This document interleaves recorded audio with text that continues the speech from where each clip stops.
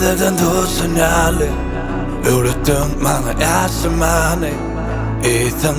yaşayali Gitti akıl huşun bari Söyle dedim du segnali Ürettim bana yaşamanı İyisen yaşayali Gitti akıl huşun bari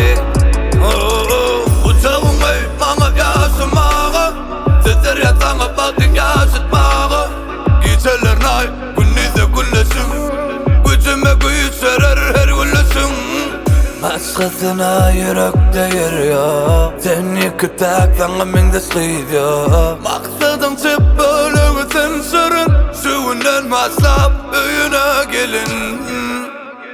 Söyle dedim o sinyali Ürettim bana yaşamanı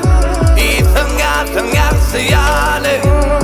Gitti akıl huşun bari Söyle dedim o sinyali Ürettim bana yaşamanı İyisen yaşayali Gitti akıl huşun bari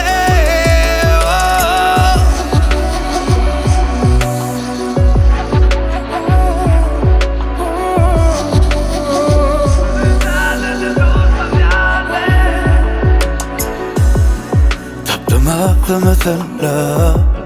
Sen lokman her demde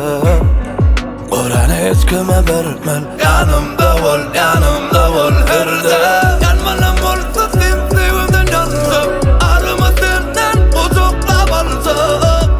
Dünya çalışmasın sen tarihini Kalbimin tayini İkisi yarını Söyle dostun yani Ürettin bana yaşamam İyisen yaşayali Söyle dedim du sinyali Ürettin bana yaşamanı İyisen yaşayali Gitti akıl huşun bari